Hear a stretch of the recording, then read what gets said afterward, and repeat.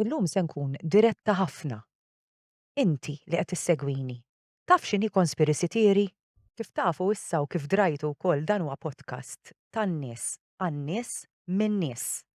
Illum għandi lil Marcette Busuttil illi kellha l-kuraġġ tiġi titkellem.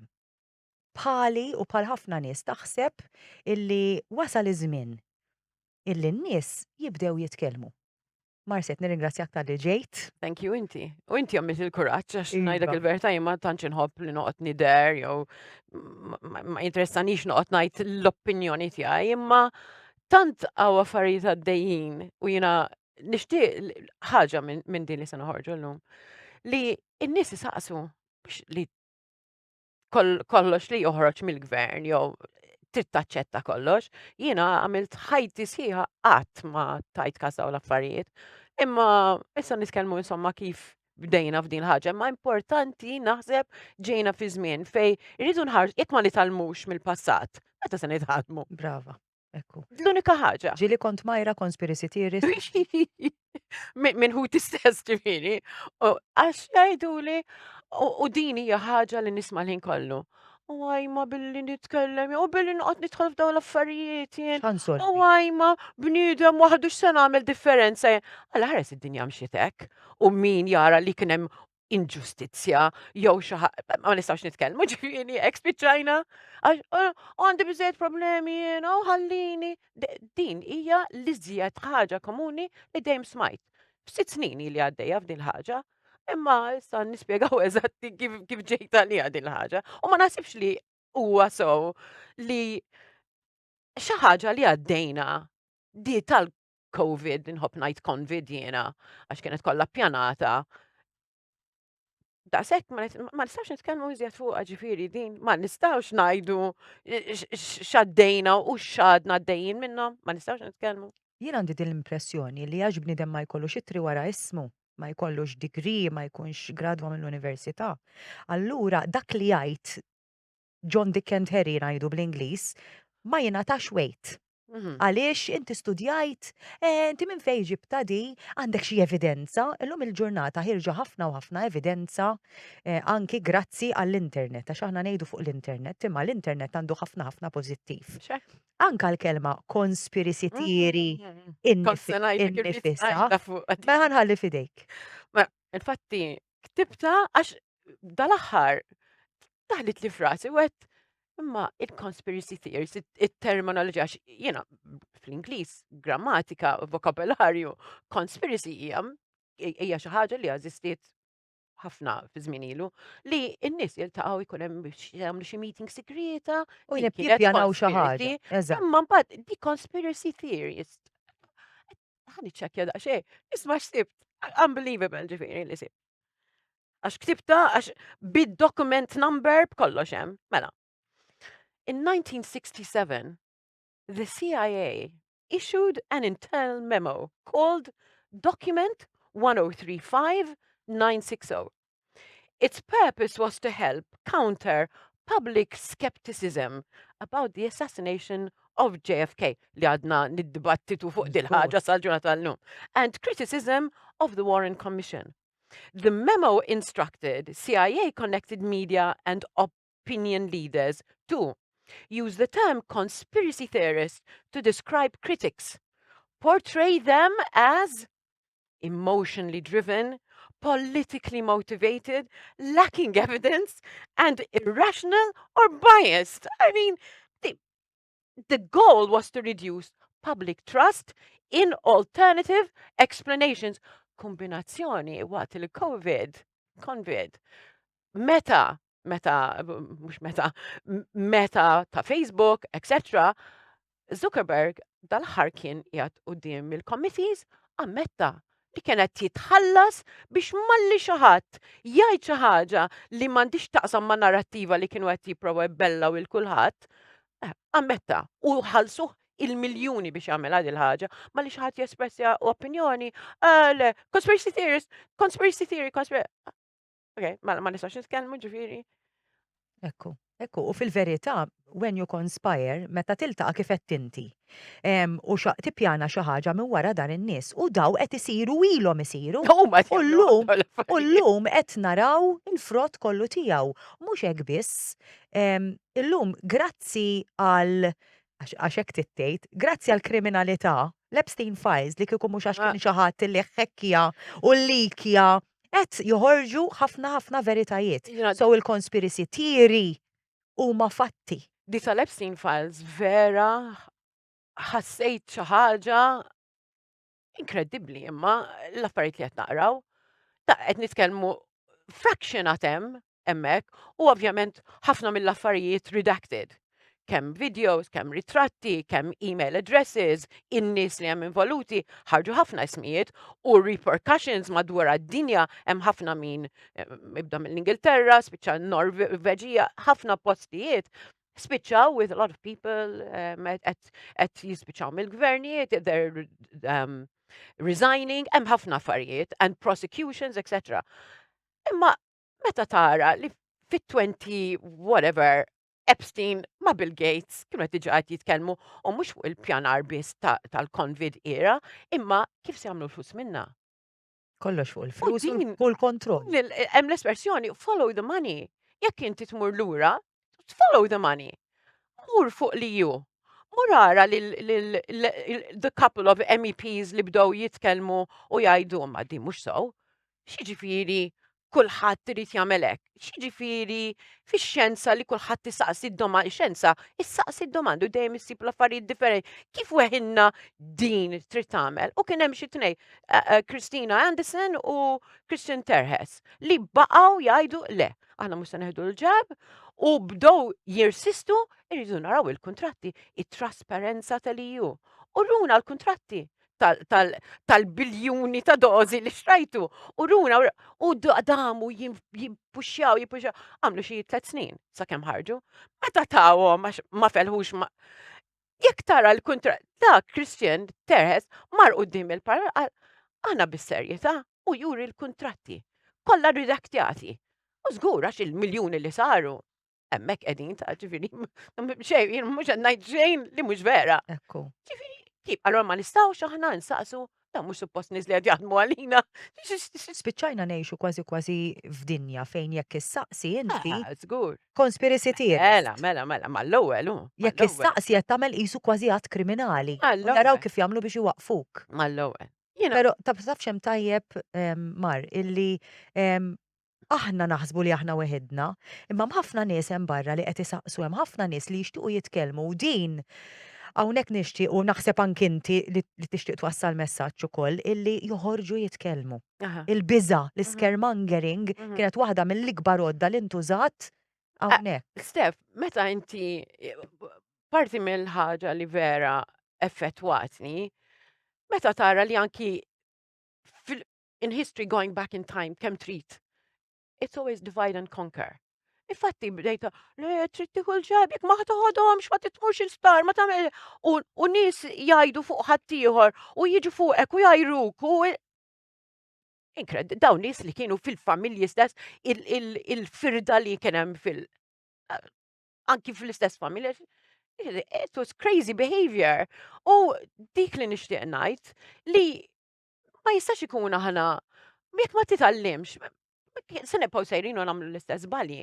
Jiena ma ħadtix il-ġeb, imma nixtieq ngħid anki kif wasalt għax jiena qatt ma kwestjonjajt qatt ma kien jinteressani f'politika, qatt ma kien jinteressawni dawn l-affarijiet. Imma ħaniġu Steph, kif jiena bdejt? Fil-bidu bħal ħaddieħor, jiena ngħix fid-dinja ma' ħaddieħor.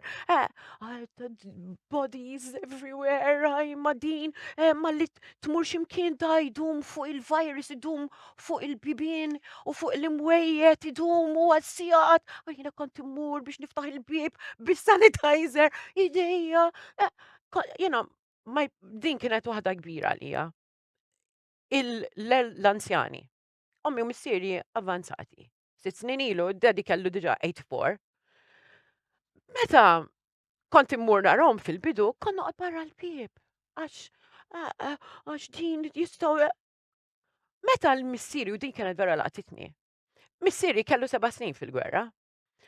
Qedlu, "Ostra Dad, kemm qed jiddispjaċini, għaddejt mill-gwerra u qed tasal għall-aħħar ta' ħajtek kellek tgħaddi minn di." Tafx qalli? Qalli le Marta, qalli fil-gwerra kulħadd jgħin il-xulxin. Hawnhekk kulħadd separat. Jibżgħu joħorġu għax bil-COVID. Għataw nies għadhom jilbsu Għadhom l-maskra. waħedhom fil-karozza. Veru. Jiena qatt ma ġifieri għamilt l-ewwel xarej jiena nibża bħal kulħadd. Go with the flow. Nagħmel l-istess affarijiet. Imma ma nistax nispjegalek eżatti il-mument. Jiena bniedma loġika ħafna u bdejt ngħid imma sekonda għax kif bdew ipenġu l-affarijiet ma bdejtx narahom. U ma bedix jagħmel sens. Jiena bdejt nara, bdejt ngħid ara kemm se jmutu nies, ara kemm se naraw. F'xarej konna fil-ħadd.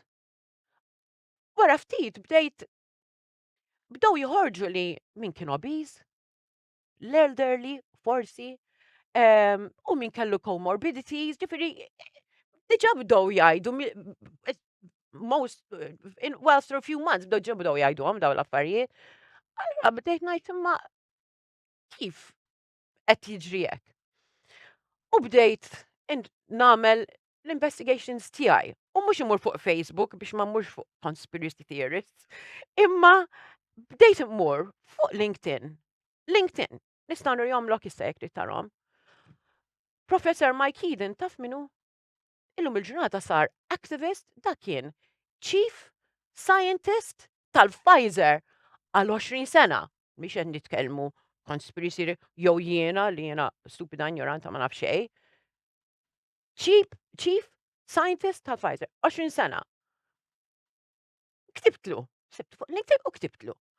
Għax bdejt nara li u beda qedlu bħalissa bil-ħin kollu dal-messaġġi, kulħadd se jmut, x'qed jiġri? U konna diġà bdejna di tal-jabs, ħanibdew. Qedlu x'qed jiġri? Qal no, dan ma nafux, literalment, hekk qalli, ma nistgħux nispjegaw għax mhux qed jagħmel sens li qed jgħidu li kulħadd irid jiġġabja ruħu. No, Geert van der Boch, ieħor LinkedIn. U Sunil Dand l-Ingilterra, Neil Oliver l-Ingilterra. Dawn nies u Neil Oliver jekk tisimgħu anki nixtieq li min ikun qed jisma' min irid dik biss li nixtieq ngħid morru fitxu. Kulħadd għandu dan illum il-ġurnata, morru fitxu u jisimgħu in-nies. Morru jisimgħu l-istorja ta' Neil Oliver eżatti preċiża bħal tiegħi. Qatt ma kwestjonja xejn, dan archaeologist kien.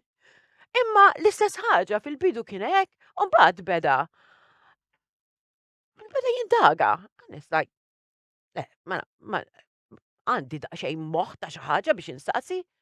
Kif ma suppost noqogħdu kwieti u nibbilgħu kollox u ġejt biex nitkellem għal din ir-raġuni biss għax ma nafx ġej il qudiem imma jekk ma nitalmux mill-passat. Jiena xbajt niltaqa' ma' nies jgħiduli jiena ħadtox rid tinsifer anke kelli ħbieb rrid insifer jiena ma qatt ma ħarġejt ħassejtni l-istess wara li ħadta. Xbajt, mhux qed nivvinta nies li jgħiduha huma. Imma x'kelli minħabba x-xogħol disow. Jiena naf tobba u nurses illi qalu dan id-diskors. Ma sfortunatament ma rridux jitkellmu. ma jiġux jitkellmu għax jibżgħu illi għax hawn Malta żgħar, però b'din il-mentalità jiena hawnhekk pubblikament qed ngħid nista' nintervista lil xi ħadd anonimament ukoll m'għandix problema. Imma jekk kulħadd ħajqgħod jibża' ħanibqgħu fejn aħna. Appuntu.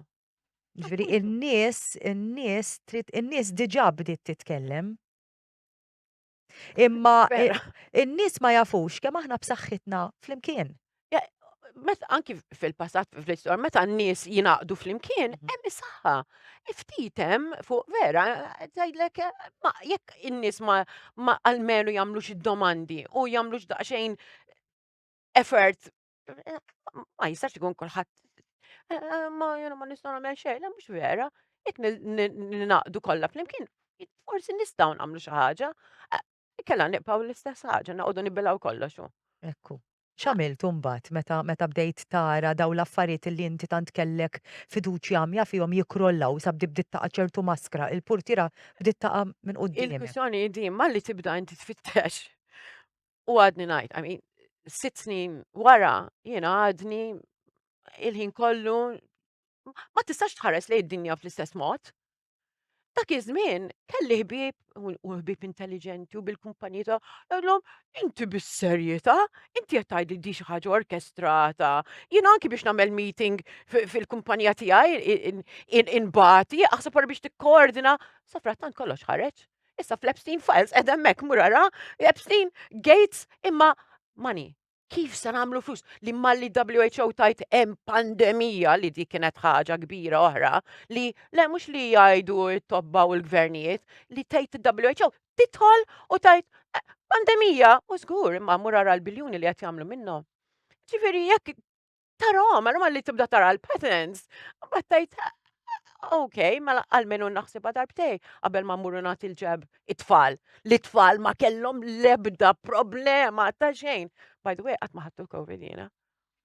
Qatt. Kelli kuġin l-Awstralja li konna tkellmu intelligenti u kien jgħidli you're going to kill your parents. You're going to għax hekk kienu jgħidu granny killer. Hekk kienu għax dejjem jakkużaw. Kif ma tista' toħodha, se toqtol il-dak. Għax huma tinsiex il-kampanja li kien hemm u din in-nies iridu jżommu f'moħħhom, da mhux qed jiena ngħidhom, qabdu għamlu riċerka. Araw il-headlines. Araw l-efficacy, sorry ma nafx kif ngħidu bil-Malti, mela bdejna 99% efficacy. 98, u tarom, bil-ħinijiet, nizlin, għax ma kien veru xej. Toħoda ma tix il-ħadd ieħor, veru xejn. Toħoda mhux se jaffettwak, veru xejn, għax kulħadd ħada, u min ħa iżjed, kull darba jerġgħu jirkadu. Ma l-għadam mhux qed taraf, daw fatti mhux qed nivvintom jiena. Ġifieri allura ma saqsix. Allura jien meta bdejt imbagħad nardu għal u bdejt niffollowjaw dan nies. Xorta għaw Malta ġifieri gravi, ħafna nies. U jiena ma naġġudika l-ħadd u ma nipretendix li ħadd ieħor jiġġudika lili, kulħadd għandu dritt tal-opinjoni tiegħu. Kien hemm inċident. Mela, wara li jiena għamilt żmien, ovvjament ma nistax immur f'restaurant, ma nistax noħroġ, ma nistax nagħmel xejn. Imma meta mbagħad reġgħu nfettu l-affarijiet għandi ħabiba l-Iżvizzera u qed ħammur għax kell taf Malta qisna rridu nitilqu l-barra minn hawn. U qed ħammur kelli nagħmel it-test u mort. Kien hemm diġà il-passaport. Meta kont ġejja lura, jiena qed nagħmel it-test u kien hemm nies oħrajn, kellhom il-passaport u kellhom il-COVID. Imma they didn't get tested. Jitgħallu fuq l-ajruplan. Come on. Mela x'għandi jiena il-passaport, okay, nista' nsifer u ma nagħmilx test. U jekk ikollok il-COVID dak il-ħin? Kellhom qed ngħidlek naf qed nismagħhom jitkellmu. And they still went on the plane. Ma jien kelli nagħmel it-test. Jien anki ktibt il-Health Department u l-EU u this is discrimination. Xi ġifieri? Ġifieri, ħafna affarijiet li, u qed insemmu l-WHO, għax din oħra, pereżempju missieri huwa xi ħadd ovvjament an older generation, kollox by the book. Marruba eżatt. Għalli qedlu da tħodix għajt. Għalli la WHO tgħidilna noħduha, mela noħodha. U jiena ippruvajt. Qedlu forsi meta WHO bdiet, ma nafx, forsi kellhom intenzjonijiet tajbin, qedlu u bat u għamilt min kienet jiffandja WHO li tara il-pharma companies, il-Bill and Melinda Gates Foundation, let's not go there, qedlu u kont se nipprova ngħidlu imma ara daqsxejn minn hemm wara ma rridx nagħmel, okay. So, naħseb il-vjaġġ tiegħi jekk kien xi ħaġa loġika, jien bdejt inħares lejn il-loġika. Ħafna nies jgħidu pereżempju ma tittoqgħod attent issa x'ħatemmen għax inti vera tbda tara l-videos imma min ħatemmen. Inti fuq liema sorsi kont toqgħod. Kif qedlek, jiena importanti. Dokumenti propjanti kont toqgħod. Jiena mort fuq nies li għandhom il-ittri wara jisimhom u llum il-ġurnata u xebaw jagħmlu u kien hemm li iltaqgħu flimkien nies Nobel Prize winners ta' pereżempju oħra li di vera kollha kienu qed jgħiduha, jekk inti fix-xjenza, inti ma tistax tgħid hekk, inti dejjem tfittex, dejjem issaqsi, dejjem tiżviluppa, hemmhekk weħinna. Le, hekk. Mela kien hemm ħafna tobba, kien hemm ħafna professuri li bdew jgħidu jekk jagħmlu dal-protokoll, inti min se you recover. Anki jekk tkun gravi no, they shut them down. Ma mhux jiena, professuri u Nobel Prize winners qed nitkellmu pereżempju meta semmu mediċina partikolari li ovvjament bdew jitfgħu fuq l-internet, di żwiemel jew di għalhekk. It's a Nobel Prize winning medicine li bla imma l-ġab li mamlu li, by the way, kellhom protezzjoni ta' 75 sena li ħadd ma jista' jgħidilhom xejn. Dak all right, m'hemmx testijiet u testijiet li kien hemm li ħarġu gravi. Illum il-ġurnata fuq il-kaxxa qed jagħmlu black box warning issa. Mela issa tnammettu? Mela maħniex daqshekk stupidi. It's just logic. Saqsi, ara xi tħoss inti, ma nistax nibla kollox li jgħidu n-nies u meta nara affarijiet li vera ma jagħmlux sens. U l-affarijiet kollha li semmejna li kienu vera bla sens, litteralment studjaw u qalu għax din hekk. Ħanaraw. Fajġibu ruħhom in-nies. Ħanaraw kemm se jibilgħu. Ħanaraw kemm se jemnu kollox. Ħanaraw li dawn meta ngħidulhom stay 6 feet apart. Kull ġeb biex ma tix mur fir-restaurant all these things li ma jagħmlux sens. Ħanaraw kemm se jagħmluha. Irnexxielhom ħafna min-nies belqawa għal raġun oħra belqawa.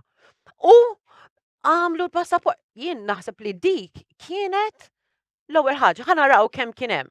Issa kien hemm min għamlu ma rnexxilhomx daqs kemm ħasbu. Issa qed jippuxjaw id-digital ID. L-affarijiet li qed naqra fuq id-digital ID iwaħxuk. U nixtieq li n-nies li għandhom daqsxejn kurżità, kulħadd qed jara series il-ġurnata għax kulħadd kakmat mal dan, jiena nħobb narhom ukoll. Morru ħarsu lej wieħed episodju ta' Black Mirror. Black Mirror hija series eċċezzjonali, kollox li għandu x'jaqsam mal-internet and digital and whatever. U hemm episodju jismu Nosedive. Morru waraħ u taraw kif nistgħu nispiċċaw. L-Ingilterra, by the way, diġà bdew tmur tixtri sandwich u tara social il-credit, il-carbon credit. Really? Ġifieri inti jekk inti tidħol f'dis-sistema, jekk inti xtrajt u kilt il-laħam u daqshekk laħam, inti il-credit, il-carbon credits, leħi, tmur tixtri, ovvjament se jkun jafu eżatt x'infaqtu ma nfaqx hekk ġejjin. X'tagħmel tixrab le ħaterġa' ssifer, inti diġà sefert 3 darbiet. Kollox ħajkun bil-limit. Il-carbon. Taf x'naf? Li meta jmorru jiltaqgħu Davos u meta jmorru li żjed ħaġa ma redikola kbir. Imorru jitkellmu fuq il-climate change u kollha jmorru bil-private jets. I mean, affarijiet li jekk tiftaħ għajnejk u just proċess mela dan li qed jgħid li biex ma nsifirx daqsxejn nitlaq barra minn din il-iżola li għandna imma u okej li jitlaq ġej u sejjer bla sens. U jekk tara l-aġenda u li jgħidu you will own nothing and be happy, hekk donna sejrin għax kollox digital qed isir. U meta inti kollok kollox digital, qabel kien ikollna records, kien ikollna cassette players, kien ikollna l-kodba, issa kulħadd digital għaliex iżjed faċli tħassar l-affarijiet, tħawwat l-affarijiet kif. Doesn't make sense.